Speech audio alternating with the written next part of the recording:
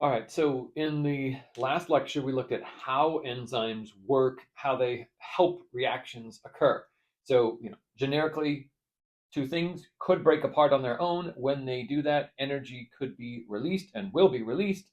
An enzyme can help speed up that process. So, as a more specific example, in your cells, there's our ATP molecules, and we use ATP for energy. There are enzymes who help push that energy in a specific direction, kind of channel it from one place to another. So they help break the bonds within the ATP, remove a single phosphate. This would be a triphosphate, so three phosphates, and this is a diphosphate, so there's two.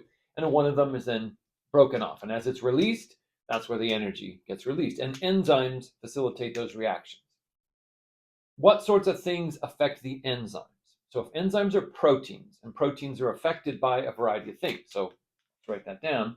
Enzymes are generally proteins. So we said sometimes RNA molecules, they act as enzymes, ribozymes, they're called, because they can be folded as well. So proteins can be affected by a variety of things because proteins, their structure requires certain types of folding. And so they can be affected by certain environmental factors like pH and temperature. Both of these things can have positive effects or negative effects on the activity of an enzyme. So if we were to look at, let's say, a graph like this, and we were to look at, say, increasing temperature, and that's going like this, and this is going to be enzyme activity, or let's call it rate of reaction. RXN for its abbreviation for reaction. And what we might see then is something like this, where we see enzyme activity at low temperatures being very minimal, and then at a certain temperature, there's a lot of activity.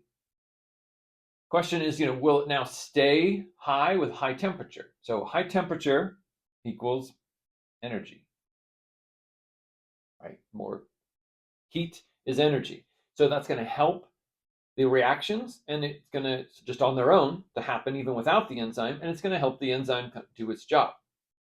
But what will typically happen is at some point we'll see something like this happen, which seems a bit confusing. It's like, well, why did it even totally drop off? That's because temperature, how it can affect a protein, is it can help it fold, and it could help the activity, the way it binds its substrate and carries out the chemical reaction, or temperature can cause denaturing, which is where the protein changes shape.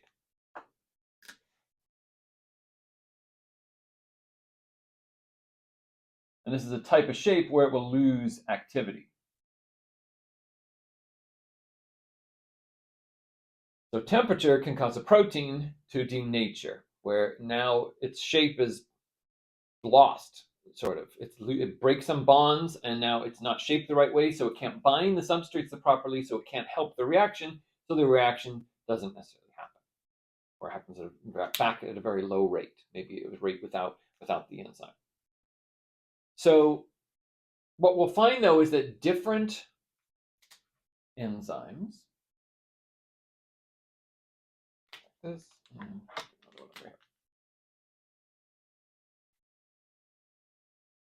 these could be different enzymes,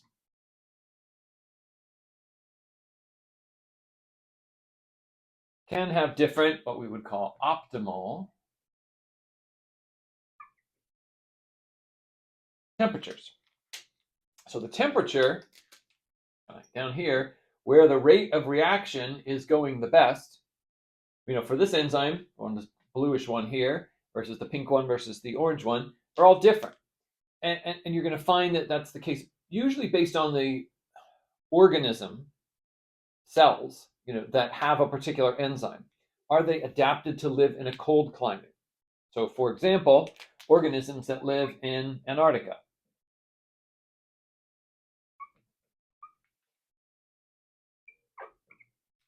sea ice in Antarctica? Well, the oceans in Antarctica are often covered by sea ice, right? The water temperature is about -2 degrees centigrade. So right up near the surface, underneath the ice, the water actually can freeze, and up there, as currents move, they go down to the bottom. They can cause ice forming around the bottom, and then that actually floats and like lifts things up. But there's a zone that goes down a little bit deeper where the water is still cold, but because there's a high amount of pressure, the ice doesn't form, and there's a lot of living things. It's almost like a coral reef. So there's tons of organisms, and people once assumed that the cellular metabolism of those organisms in the really cold temperatures would be very slow rates of reaction. But we'll find that we can see just the same cellular rates of chemical reactions in warm water, temperate, tropical organisms as we do in Arctic organisms, right? Because the enzymes are adapted to work at really low temperatures. So that's their optimal temperatures. Though you bring them up to, say, room temperature, the enzymes don't work. Organisms will die, right? They need to be in the cold. So warm isn't necessarily good for them. They are adapted to the cold. Other things at room temperature, the enzymes don't react. Cold temperatures, they don't react. Only at very high temperatures, they react. Some other things at those high temperatures won't work at all. So, say, cells in your body aren't going to work properly at 75 degrees centigrade. I mean, the proteins would be destroyed typically or denatured. But there's some bacteria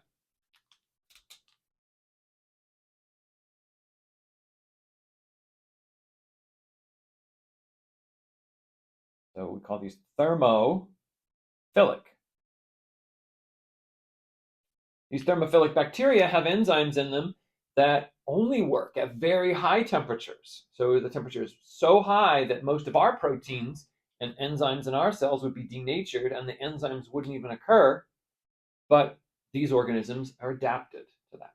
So most enzymes have a range of temperatures that they work well at.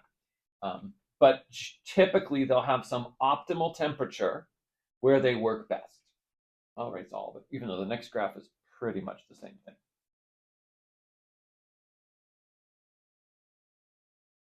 So we already talked about pH earlier in the course, right? Or earlier in these lectures. And what was pH, right? Hydrogen ion concentration. So, and it essentially will be affecting the charge overall of a solution. So remember, the folding of a protein, a lot of it occurs because of hydrogen bonds. So if the charge changes, that can interfere with those bonds, which interferes with the folding, and it's the exact same thing sort of as the temperature. You change the pH, you can cause enzymes to denature because they will change their shape and they might lose their activity and not function. Some things require, a specific pH in order to, well, almost everything requires a specific pH to function particularly the way it's supposed to. So like, let's say this is pH 7 for the pH scale. Same thing here, this will be rate of reaction increasing along this way. So there are a number of enzymes that work really well at around pH 7. So their optimal pH then would be 7, sort of a neutral pH. But if we find bacteria, not bacteria, well, there are bacteria that live in your stomach, but the enzymes in your stomach, right? Your stomach is full of enzymes that digest your food. They only work under really acidic conditions. The enzymes are made in cells that line your stomach. So the cells are making enzymes that destroy proteins and lipids and carbohydrates. And the cells are made of those things, they could destroy them. But the pH, I said this in the lecture, will affect those enzymes and they won't be folded right. They won't actually function in the cell that makes them. When they're released into your stomach, and the stomach has a pH of 2,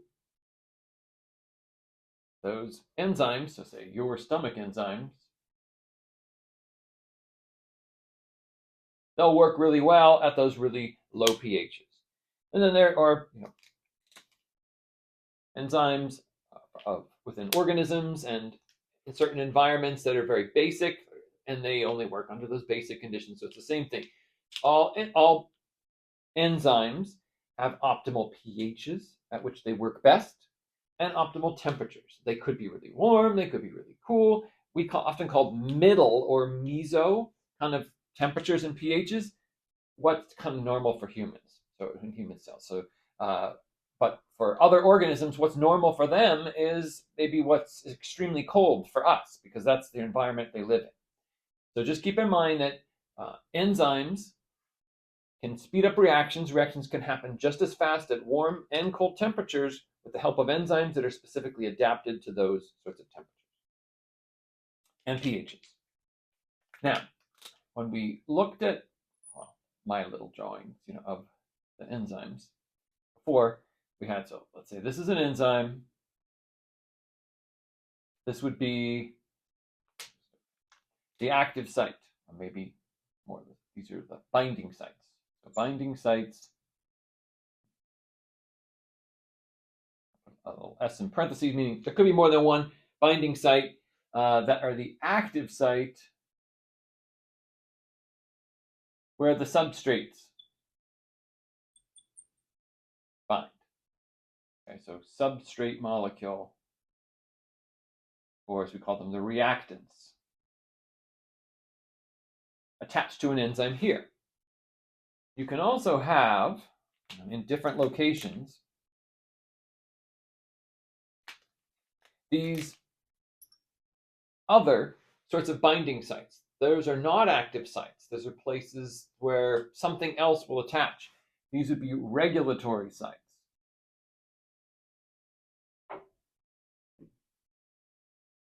So some other molecule would attach to this particular site,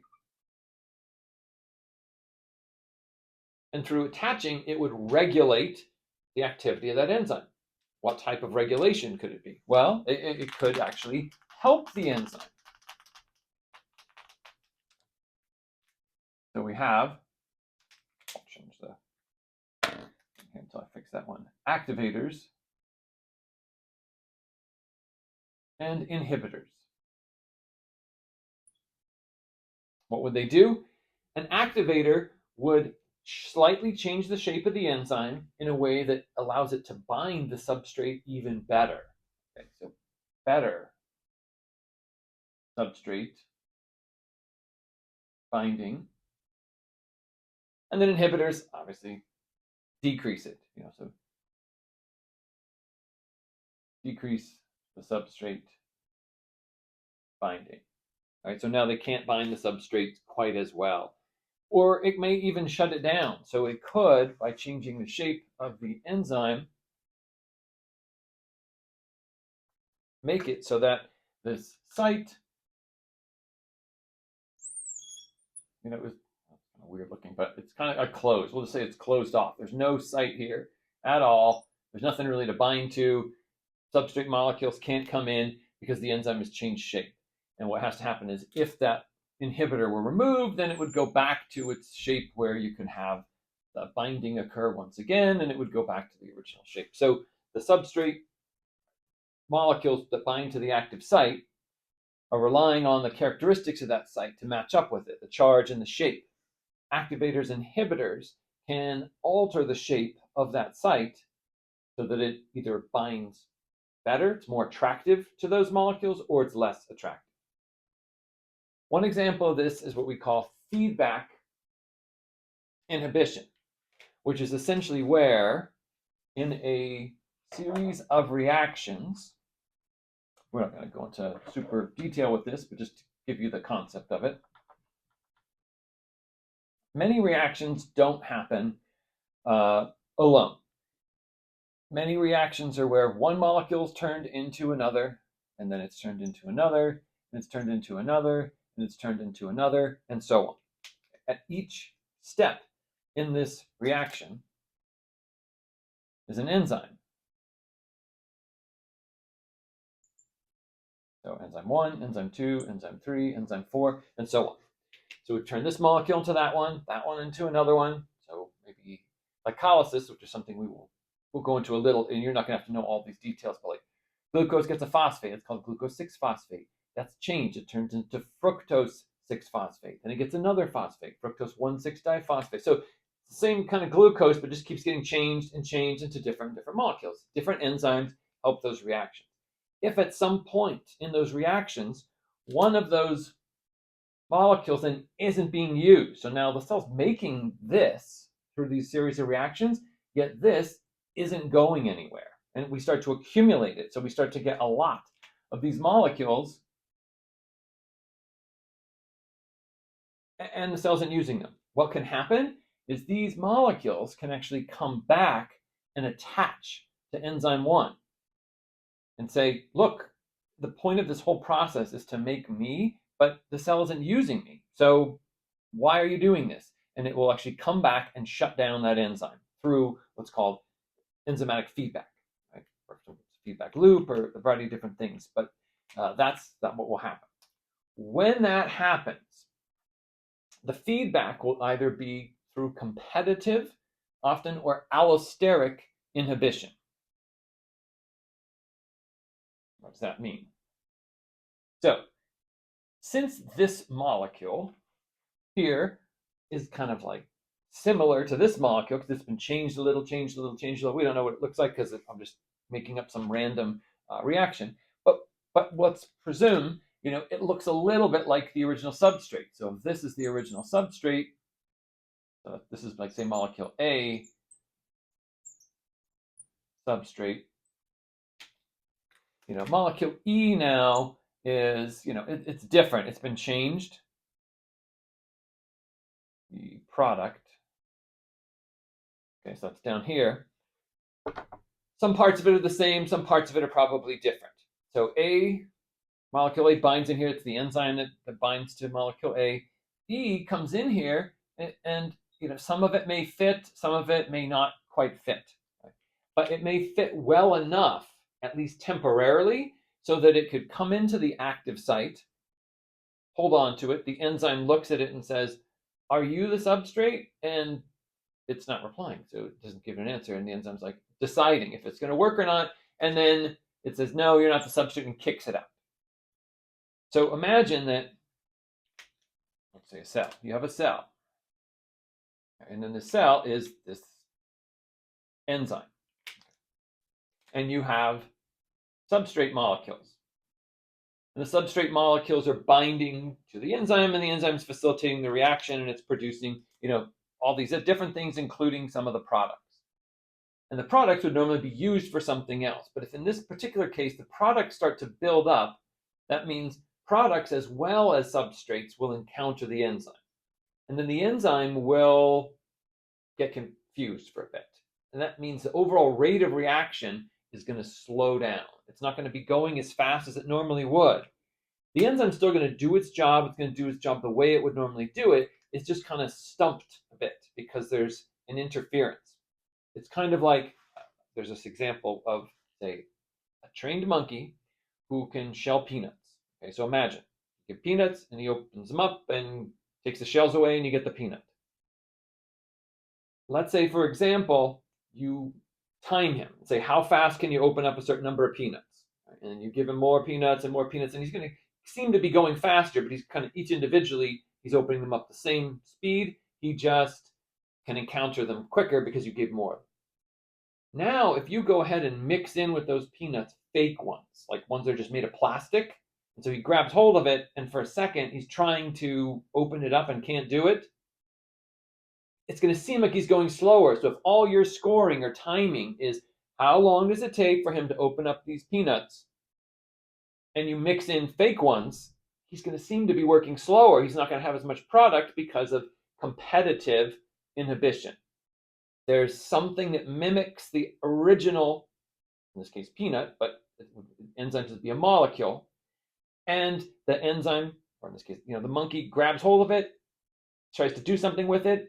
It's not the substrate, so there's no reaction. Say in this case, there's no shelling of the peanut, and so it gets thrown out. It's temporary, and then the new one can come in. So everything can continue. It's just going to happen a little bit slower because of that. So these inhibitors don't necessarily shut down or destroy the enzyme. They just interfere with it because maybe, the cell doesn't need so many of these, so it's slowing the whole process down. So these reactions can their rate, how fast they occur, can be adjusted. The cell can give feedback to the enzymes to actually say, speed up, we need more, or slow down, we have too much. So it's not always just on or off. It's something that could be in between. Right? So it's kind of like the competition with an inhibitor, right, in this particular case, to slow it down through, again, what we call feedback. The other version of this is still kind of something I've drawn up here, is where the product of these reactions maybe is so different, than the original substrate. It's changed. So at one point in glycolysis, the 6-carbon sugar is split into two pieces. So it's lysis, means to break. So there's 2 3-carbon molecules. So now that looks a lot different than the original glucose molecule. So maybe it doesn't match with this binding site at all. So in that particular case, we get the inhibitor binding to a different site. So a competitive inhibitor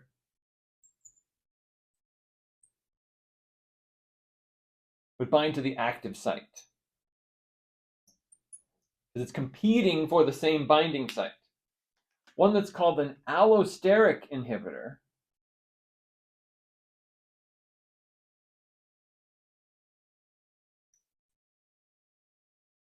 binds to a remote, what's called an allosteric site. So this site here would be an example of that. There's no reaction taking place there. That's purely a regulatory site. So it's also called an allosteric site, simply meaning it's a specific place on an enzyme where something can attach and then affect the way in which the enzyme works. So it's called an allosteric site. An allosteric inhibitor would be some molecule that then binds to that site and then inhibits, or shuts down the ability of this enzyme to work. So again, it can just kind of diminish it, or it could potentially turn it off. Again, this is usually temporary, and it doesn't happen indefinitely. Poisons work in this way, but they tend to then bind to these sites with covalent bonds. So a poison molecule might mimic an actual substrate. It'll come to the enzyme, maybe to the active site, bind to it. The enzyme's like, you're not my right substrate, but when it goes to try to release it, it can't. And it's permanently attached itself into that site, which means the enzyme would be shut down forever. It's not going to ever come back. It's not going to be able to release it. So depending on the job of that enzyme, how important it is for the cell, which they're all important to some degree, but some far more important just to sustain life, of the particular cell, it could then destroy the cell or kill the cell, which could then be more widespread as well. So poisons often work through affecting enzymes. They bind to active sites or allosteric sites in ways that permanently shut down the enzyme. Cells, through normal feedback, do this in a temporary way. So it's not permanent. It's kind of we speed it up or slow it down, and then it can go back to its normal speed, and then can change based on what we call feedback. So that's kind of just a little bit more about enzymes and how they work, with a little more detail and some of the terminology about how they're regulated. So how they can be sped up or slowed down by environmental factors like temperature and pH, and then specific chemical factors. So that should hopefully clear most of the terminology up for you.